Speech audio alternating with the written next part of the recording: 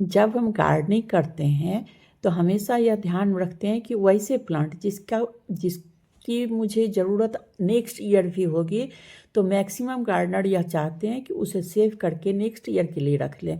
जैसे यहाँ पर हमने क्रिसैंथेमम को रखा है, जिसको करीब अभी 5-6 महीना जो है उसके सीज़न ऑफ होने के बाद उसे सेव करके रखना पड़ता है। यहाँ पर देखें, ये मेरे गार्डन में एमर लिली का फ्लावरिंग शुरू हो चुका है और कितना लो मेंटेनेंस प्लांट है। अभी कुछ दिन पहले ही मैं दिखाई थी कि इसके बल्ब को जो है कैसे रिपोर्ट किया जाता है, और इसमें देखिए फ्लावरिंग शुरू हो गया है। और मुझे तो समर के लिए बल्ब प्लांट जो है दी बेस्ट लगता है, ना ज़्यादा केयर की ज़रूरत है ना कुछ है, और फ्लावरिंग जो है 1 बाय 1 करके लगातार गार्डन में होता ही रहता है और देखने में भी काफ़ी अट्रैक्टिव होता है। आज अभी जो मैं आप लोगों के साथ शेयर कर रही हूँ, यह है डहलिया प्लांट। डहलिया प्लांट में जो है बल्ब होता है। कल शाम में मैं करीब 4-5 जो है बल्ब सेव करके रखी, तो मेरे ध्यान में आया कि चलिए इस पर एक छोटा सा वीडियो बनाती हूँ जिसे आप लोग देखें, और अगर आपके गार्डन में डहलिया प्लांट अभी भी हो तो उसे नेक्स्ट ईयर के लिए सेव करके रख लें। देखें इस बल्ब में, देखें खूब गौर से देखें तो साइड से जो है नया जो है प्लांट निकल रहा है। तो आखिर हम डालिया प्लांट के बल्ब को नेक्स्ट ईयर के लिए कैसे सेव कर सकते हैं? तो आज भारती ड्रीम ऑफ भारती में आप लोगों के साथ यही शेयर करने जा रही है, और वेलकम है आप लोगों का ड्रीम ऑफ भारती में। चलिए तो फिर हम लोग देखते हैं कि डालिया के बल्ब को हम लोग नेक्स्ट ईयर के लिए कैसे सेव कर सकते हैं। तो सबसे पहला चीज़ जो है, देखिए कल जो है मैं जितना भी बल्ब को जो है निकाली हूँ, उसके मिट्टी को एक अलग ग्रो बैग में सेव करके रखती हूँ। कारण कि इसका मिट्टी इतना बढ़िया पावरफुल बना हुआ था, जो कि अभी भी जो है ढंग की ही मिट्टी है, जो कि नेक्स्ट ईयर भी मुझे काम हो सकता है। तो इसे मैं ये सनलाइट में यूज करने से पहले थोड़ा सा जो है गर्म कर लूँगी, धूप दिखा दूँगी, उसके बाद फिर उसमें प्लांट को रिपोर्ट करूँगी।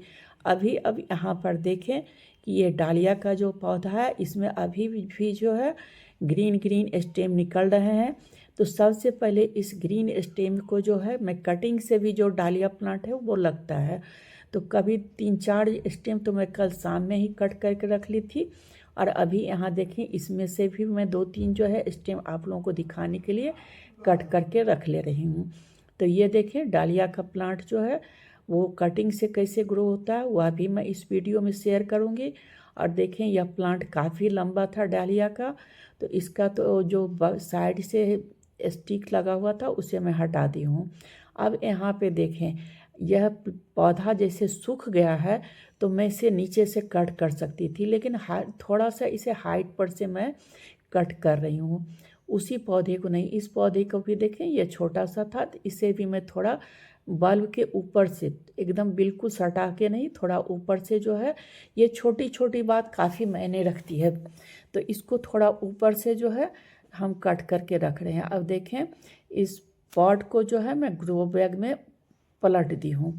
इसके बाद जो है पलटने के बाद देखें बिल्कुल धीरे धीरे मिट्टी देखें कितनी हल्की बनी हुई है, बिल्कुल धीरे धीरे, चूँकि बल्ब में थोड़ा सा भी जो है टच नहीं होना चाहिए, नहीं तो बल्ब में अगर किसी तरह का कटिंग होता है तब बल्ब को जो है तब गलने का डर रहता है।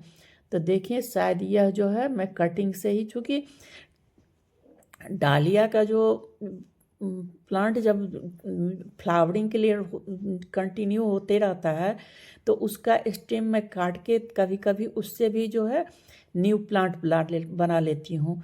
तो यह जो है शायद कटिंग से ही बना हुआ प्लांट था, इसमें बल्ब जो है डेवलप नहीं हुआ था, अभी ज़्यादा दिन नहीं हुआ होगा, इसलिए अब देखते हैं इसमें बल्ब जो है वो डेवलप हुआ है या नहीं।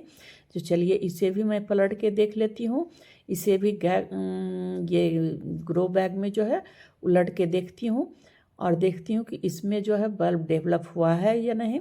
मिट्टी देखें इसका कितना जो है, मतलब एक तो मिट्टी जो है वो अच्छा बनता ही है, साथ ही कितना हल्का जो है वो बना हुआ रहता है, ताकि प्लांट को जो है वेल डेवलप होने में हेल्प मिले। अब देखें इसमें तो बल्ब बना है, साइड से दिखाई दे रहा है। तो इसका इस तरह से जो है डालिया में नीचे में जो है, जो जितना प्लांट ज़्यादा मतलब लॉन्ग टाइम रहेगा पॉट में। जैसे कि अगर आप सितंबर अक्टूबर में जो है लगा देते हैं तो मार्च तक जो है आपको काफ़ी बड़ा प्लांट मिल जाएगा। इस बार जो बल्ब मिल जाएगा, तो इस बार तो मैं थोड़ा लेट लगाई हुई थी, इसलिए बल्ब जो है ज़्यादा डेवलप नहीं हो पाया है। अब देखें यहाँ पर ये सारे जितने भी बल्ब हैं इस सबको मैं एक बाल्टी में रख ले रही हूँ। कल भी जो मैं निकाली थी उसको भी और अभी जो निकला है उसे भी, सारे बल्ब को मैं एक साथ जमा करके यहाँ रख ले रही हूँ। और इस सारे बल्ब को जो है फिर अभी मैं पानी से धो दूँगी। ये सब अलग अलग करके, ऐसा नहीं कि एक ही कलर में, सारे के सारे बल्ब जो है ये अलग अलग कलर में है। तो इस सब को, और देखें यहाँ पर स्टेम लगा होने का मेन कारण है कि अगर हम पूरा बल्ब में सटा के स्टेम को कट करेंगे तो बल्ब को जो है वो गलने का किसी तरह का फंगस अटैक होगा और बल्ब जो है वो गल जाएगा। इसलिए स्टेम को हमेशा थोड़ा ऊपर से ही जो है वो कट करें। इस छोटी छोटी बात का निश्चित रूप से आप लोग केयर करें। और इस सब को मैं धो के रख लेती हूँ। देखें बादल जो है बहुत अच्छे, सब धीरे धीरे हम लोगों के यहाँ लगा रहा हो सकता है कि जोर की बारिश हो, इसलिए मैं जल्दी जल्दी सिर्फ आप लोगों को दिखाने के लिए यह जो है बना रही हूँ। इसे मैं अच्छे से धो रही हूँ। और धो लेने के बाद इस बल्ब को आप क्या करें कि एक दिन के लिए धूप में सूखने के लिए छोड़ दें। और यहाँ पर अभी मैं दिखा रही हूँ कि कल जो मैं कटिंग करके रखी थी उसमें से जितना भी एक्स्ट्रा लीफ है उस सारे लीफ को हटा के, चूँकि प्लांट जो है अभी बहुत ही वीक रहेगा तो साइड से जो भी लीफ है उसे हटा के मैं निकाल दे रही हूँ। नहीं तो अगर साथ लगा हुआ छोड़ दूँगी तो फिर प्लांट को जो है रूट बनाने में और डेवलप होने में थोड़ी सी परेशानी होगी। तो इसलिए यहाँ पे देखें मैं एलोवेरा ले ली हूँ और जितना भी आप कटिंग करें उस सब में नीचे से जो है आप एलोवेरा जेल निश्चित रूप से लगाते हैं। यहाँ पे देखें मैं 60% जो है गार्डन सॉइल ली हुई हूँ और 40% जो है वो रिवर सैंड ली हुई। दोनों को अच्छे से मैं मिक्स कर दे रही हूँ। अगर आप चाहें तो इसमें चूँकि मैं मिट्टी में पहले से ही जो है नीम केक पाउडर मिलाए हुए रहती हूँ, आप लोगों को नीम केक पाउडर हो तो वो मिला लें, नहीं तो साफ फंगिसाइड मिला लें। इस तरह से छोटे छोटे पॉट में जो है मैं 3-4 पॉट, जितना आपको कटिंग लगाना है उतने पॉट में जो है आप मिट्टी को जो है भर लें। भर लेने के बाद इस तरह से जब आप एलोवेरा जेल लगा लेते हैं कटिंग में तो उसके बाद क्या करें कि थोड़ा थोड़ा होल जो है बिल्कुल बीच बीच में जो है आप पॉट में कर दें। देखें सारे जितने भी पॉट मेरे खाली पड़े हुए थे 4-5 जो भी मुझे लगाना है कटिंग वो सब मैं पॉट में मिट्टी भर ले रही हूँ गार्डन सॉइल। और इस तरह से जो है बीच में थोड़ा थोड़ा होल करके और उस सारे जितने भी स्टेम में लगाई हूँ सब अलग अलग कलर के हैं तो उस सब को मैं इसमें लगा के छोड़ दूँगी। हाँ एक चीज़ और आप लोग इसमें ध्यान दें कि कभी भी जो है जिस समय आप कटिंग करें उसी समय आप कटिंग मत लगावे डालिया का।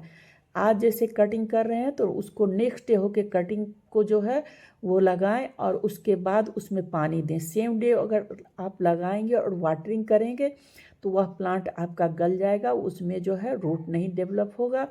तो जस्ट लाइक सकुलेंट, इसमें आप क्या करें कि एक रोज़ बिफोर कटिंग करें और नेक्स्ट होके जो है उसको सॉइल में दें और तब उसमें वाटरिंग करें। तो इस तरह से केयर करने के बाद जो है और बल्ब को जो है सूख जब जाए धूप में तो उस बल्ब को आप क्या करें कि थोड़ा सा फंगिसाइड छीट के पेपर में लपेट के, चूँकि मुझे अभी बारिश का डर लग रहा है, मेरा जो है थोड़ा सा कंपोस्ट और थोड़ा सा जो है वो क्या कहता है कि वर्मी कंपोस्ट और कुछ प्लांट जो है बाहर में है जिन्हें कि मुझे बारिश से बचाना है तो मैं रख रही हूँ। लेकिन इस बल्ब को आप अच्छे से जो है फंगिसाइड में लपेट के, और कितने लोग इसे फ्रीज में रखते हैं लेकिन मैं समझती हूँ फ्रीज में रखने की ज़रूरत नहीं है। इसे आप पेपर में लपेट के सूख जाने के बाद और किसी सेमी शेड में रख दें। हमेशा यह ध्यान रखें कि इसे जो है अगस्त से पहले आप रिपोर्ट नहीं करें, और अगस्त में अगर रिपोर्ट करते हैं तो उससे पहले इसमें बारिश का पानी नहीं पड़े इस बल्ब पे, नहीं तो यह बल्ब जो है वो गल जाएगा। और इसमें इस सारे प्लांट में मैं वही वाटरिंग कर दूँगी। चलिए फिर